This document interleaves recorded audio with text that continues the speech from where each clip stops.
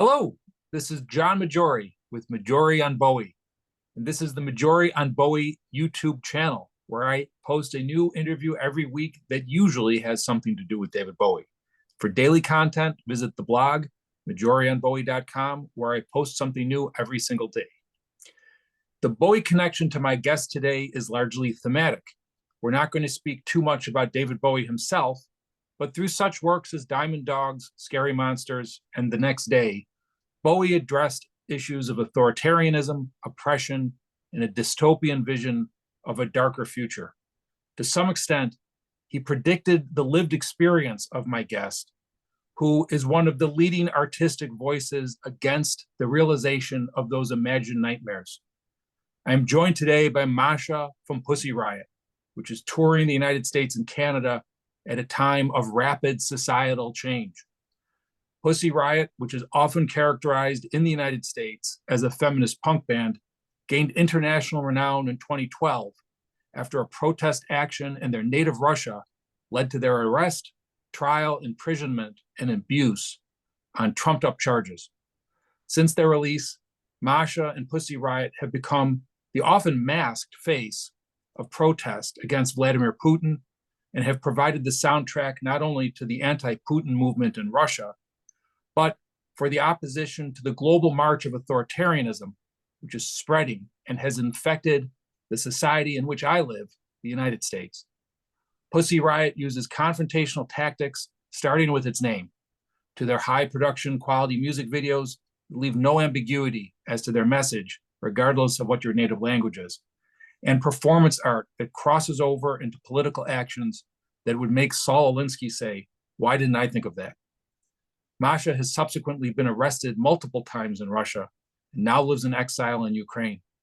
She was the co-recipient of the prestigious Hannah Arendt Prize for Political Thought in 2014, is a serious cultural figure on the global stage.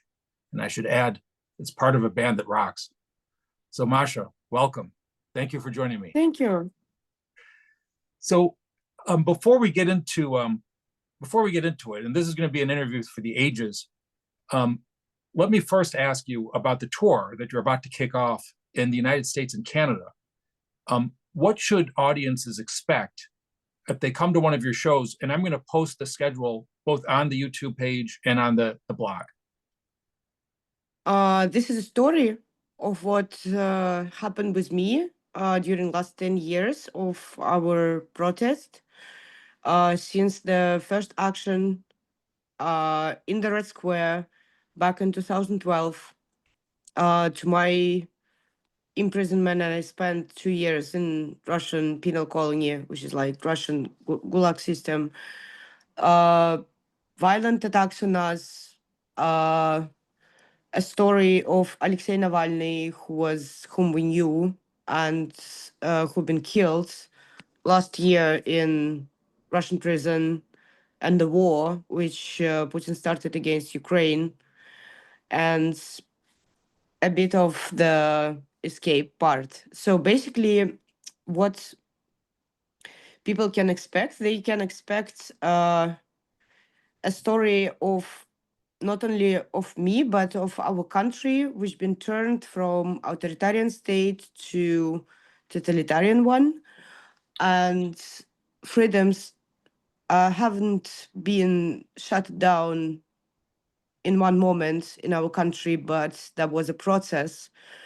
And there was, there were moments when, things were happening. And it's important for me personally to share it now with people in Canada and in United States because of the Trump's presidency, and because he somehow copying some of the, let's say, methods and directions which Putin just choose. For example, all the talks about invasions and annexations, plus the selling the greatness to people, all of this. I mean, America still have democracy, right? The possibility to choose the power. I mean, at least on the paper. I do understand that, yeah, that's probably a question to whom power belongs, to people or to rich. But there is still not illegal to go to the street. Yeah. There is still legal to, I mean, name things how they are. And in Russia, it's already not.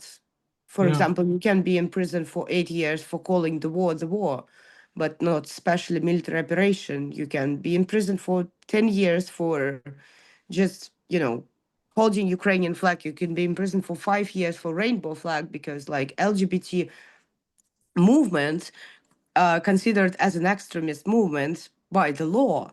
Yeah. We didn't have all of that like back 10 years ago, for example. So I think our story can be just useful for people to hear. It's a bit dark and controversial, but at the same time,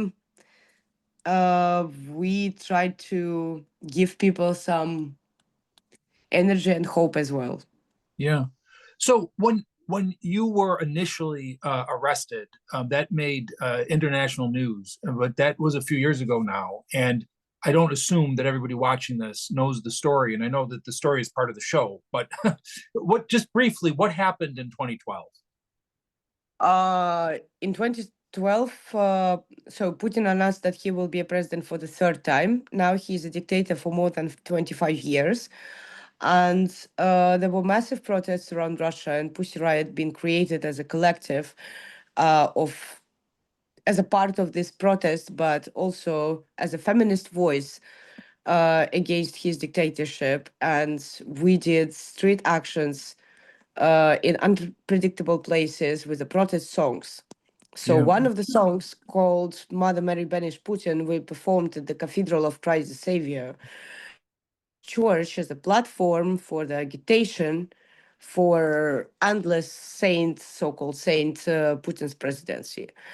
And we've been caught by the police and imprisoned for 2 years on the article of hooliganism motivated by religious hatred. Yeah. That's basically what happened. So amazing. And now, in that time, you just mentioned that the transformation of Russia went from being an authoritarian state to a totalitarian state, and that it didn't happen overnight. Yep. And I'm going to come back to that. But you were in the United States 10 years ago and participated in another protest that led to the song "I Can't Breathe." Yes. And have you noticed that the United States has been moving slowly in a direction? I mean, you said this, right? That seems to be mirroring what Russia experienced. Well, I said that Trump is Yeah. using the same methods, but that's true. I was participating back in December of 2014, the protests. So after Eric Gardner been killed by the policeman, and I Yeah. was so impressed by people. I mean, I saw something which I haven't seen in my country. Completely different people went to the streets in New York, did not, I mean, what protesting the whole evening and night. And there was something, I mean, there was something magical for me, something which I wanted to bring to Russia. I mean, so different people, Yeah. so different, and together on the streets. In 2014, I mean, I want to explain to you, in 2014, in the end of the year, there were already very dark atmosphere in Russia because in the spring of 2014, Putin annexed a territory of another country, Ukraine. He Yeah. annexed Crimea. He started a war in the eastern part of Ukraine. A lot of people been killed. There was a Boeing, an airplane with 300 European citizens, shut it down from the occupied territory without any consequences. Uh, there was a brother of Alexei Navalny, Oleg, imprisoned for 3.5 years just for being a brother of the main oppositioner. So it was different atmosphere from New York. Yeah, And I was so impressed. So we made the song and a video, and yeah, it was important for me personally because yeah, I felt it. I somehow felt this protest, and it was another part of the world. I mean, America is, and that was an anti-racist protest, but it touched my heart, and yeah, it yeah. was like this.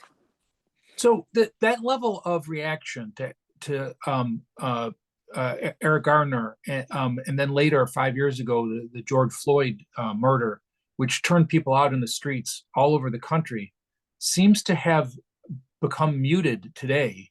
And as you're touring the United States, I'm wondering if you're going to see the same level of passion, or is I mean, is apathy the enemy? People are frustrated. Yeah, I'm just 3 days in America yeah, for now, and the tour didn't start yet, so I haven't met a lot of people, but I met some, and definitely people are frustrated. People are kind of uh still cannot believe that it's all happening right now, yeah, and it's all real. um, there were some people, some famous people, I think, who left the country some like 2 3 months ago when they realized like what happened. Uh, I haven't been in Canada yet, so I'm like physically now I'm in the apartment in New York now, yeah, an apartment of friend of my colleague, and I mean, yes, this is not 2017, right? yeah, Because I remember the atmosphere. We had a tour in 2017, just after Trump being elected in November of 2016. We had tour in the spring, basically the same time as now. And right, I remember these protests. I remember women's marches. I remember the mood of people. That was completely different. right. Completely, completely different. And yes, this is something which I didn't experience before, but it's interesting. It's interesting and challenging, and I mean, I do think that people are afraid because, like, there are a lot of media statements about deportations, about Yeah, catching people on the streets, putting them to the detention without the reason, or using the reason which is like different from the real one. Yeah, it exists. yeah, And I mean, as a person who experienced very, very similar things in my country, yeah, I just want to tell people step by step like what happened in our country, because like I don't think that this is an end. I mean, this is America. yeah, America, who was like really protesting. I mean, there were Black Panthers. There were like Harvey Milk. There were so many people and artists who like inspired me and us to do yeah, what we are doing. And people should just remember their own history. yeah. America has great history.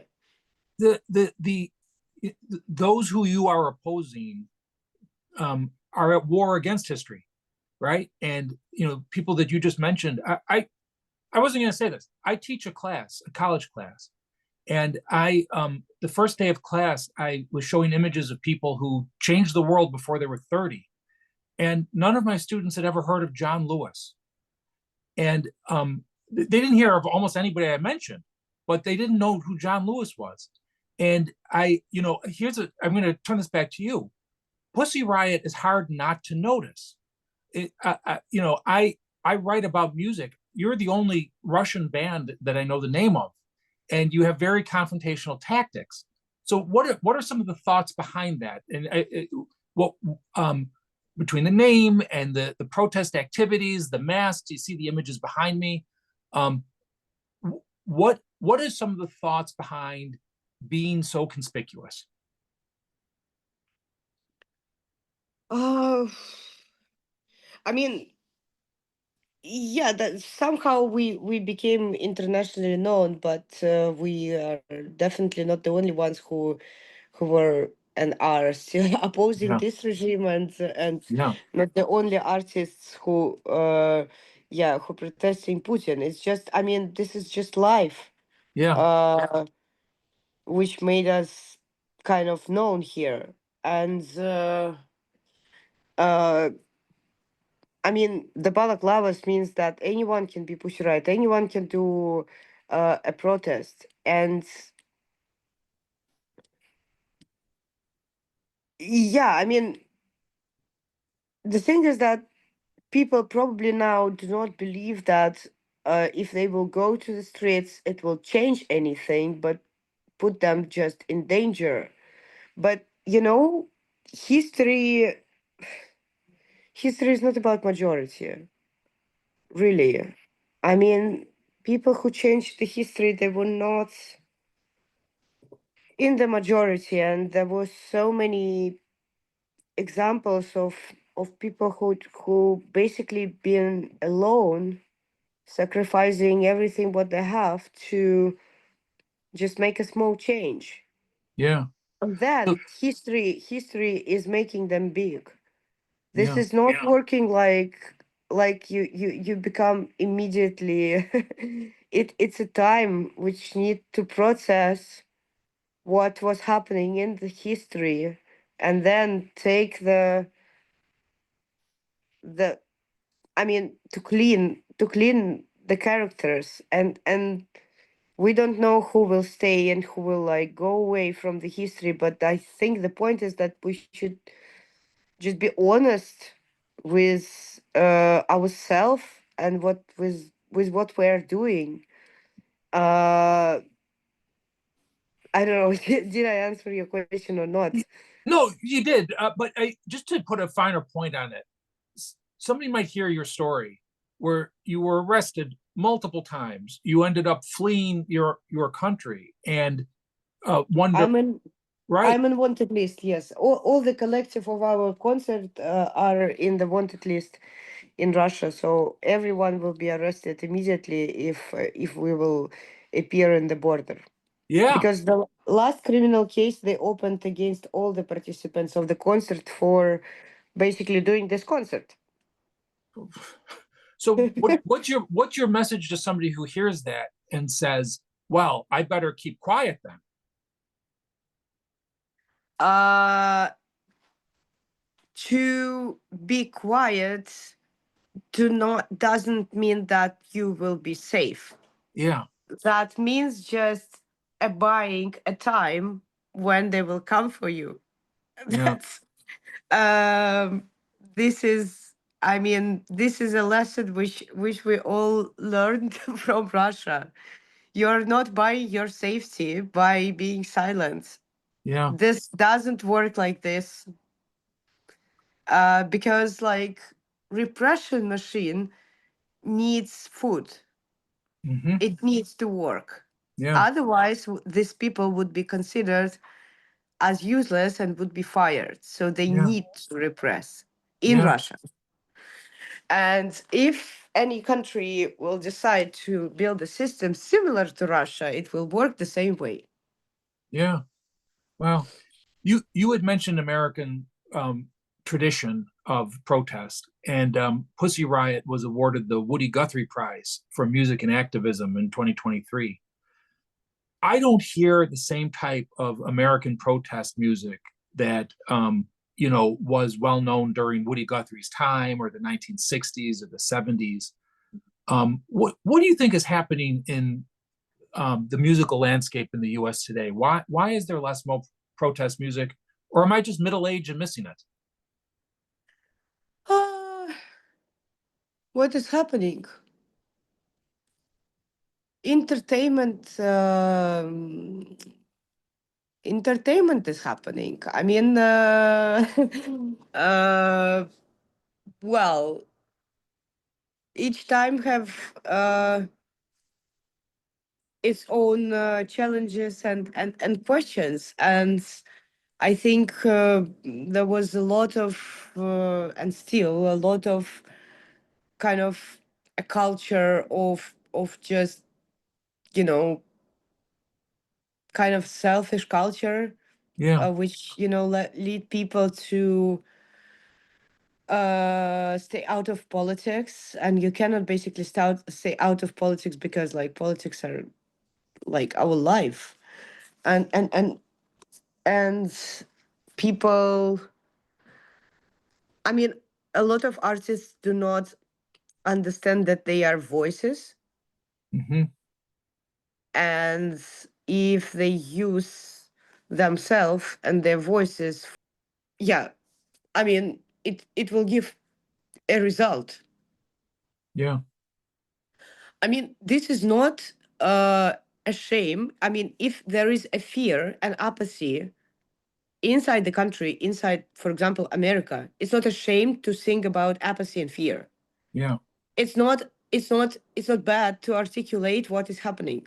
This is not bad. This is good, Yeah. because this is, I mean, through the artists, world is like talking, and artistic, I mean, art pieces, they are staying in the history, and the other generations understood and understand and feel what was happening through the art. This Yeah. is a unique uh, language, Right. like, of talking through the time. Yeah. Yeah. You in the when we first started this conversation, you had mentioned I want to go back to that idea of the slow transformation that you experienced in Russia. Where do you think we are in the United States on that trajectory? Where you are? Yeah, meaning what happens? Uh, It's turning to the authoritarian state yeah, and oligarchy. yeah. What is happening? Very simple, I think. Well, so there are, believe it or not, and I know you know this, there are elements within American politics that um, are allied with Putin and that talk about Russia as something that we should be more like as a society. Um, what is that really like, though? Like, what is the society that they're advocating? I think it's just a populist propaganda take. I Yeah, mean, society. More than million people, by the way, left the country only since the full scale invasion started. yeah, To speak the truth, and a lot of artists who are not protest collectives, but, you know, artists who had stadiums in Russia, yeah, stadiums. They left the country. They're living now quite poor, and they all did it for just speaking the truth, stand with Ukraine, stand with the country who opposed this regime, and continue to do what they're doing. I mean, for me, this is society. yeah. How did you And leave? the society inside the country is silenced. I mean, it's a war censorship. Yeah, You cannot count like how society think and how people think, because I mean there is war censorship articles which stop people. I mean, people are arrested for giving interviews on the street. yeah, They can do interview, but after, let's say, 4 months, police will come, find them, and imprison them. And you can, after Alexei Navalny, everyone can be killed, and people are like killed. It's just not known here. yeah. And we have, I mean, I saw last year, even like before Trump, that Tucker Carlson is standing in our subway, Yes, in the yes, Moscow subway, saying like, "Oh, come on, look how clean the subway yes. is, like fucking asshole." I He mean, has at this, millions of viewers. I know, Yeah, I know, And I mean, could you imagine like fating of those Russians who had to leave the country, or like people who've been tortured, and like or the wife of Alexei Navalny who was like killed that time, Right. Yeah. literally killed, So and how, he's talking that we don't have rats in our subway like in New York. yeah. How is it that you left Russia? I had to dress myself as a food courier because the apartment was surrounded by police, and I had to cross the border 3 times because I didn't have documents. Yeah. They took my documents through the search. Uh, Adventure. I mean, I have questions about your story, but I know your story is part of the show, so I want to leave that for some of your audience. But let me ask you this: you're going to go to Canada. Trump has talked about having Canada become part of the United States. Is there a parallel between what he's saying and the way Putin talks about Ukraine? Putin has a crazy idea of rebuilding the Soviet Union. Yeah. Ukraine just has teeth and strength to fight with it. But he took Belarus.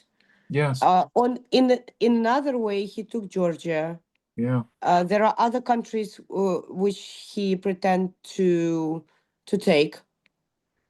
Ukraine just said fuck off, Yeah. and they are paying a huge price for that. And Sure. they are amazing. They are just really, really great. Uh, that's why for me it's so important to support them. Regarding Canada, I think it's like, I mean, people should stop watching all of these crazy statements as a TV series. Kind of understand that even if it is like 5% of potential reality, they should be prepared and Yeah. prepare themselves. I mean, prepare to fight. Right. Like, really, this is unfortunately reality of this world. You see, Yeah. the world is like tired to live in peace. The Wars, wars start to happen. I sometimes wonder if what Trump likes about Putin is the permission structure to just take what he wants, right? And Yes, yeah, and present this method as great, yeah, right. and watch how many people admire this so-called greatness. The government is making a show of violently capturing and deporting people that are not U.S. citizens right now. Are you concerned for your own safety here in the United States? Uh, we we don't have time to Yeah, always reflect about our safety.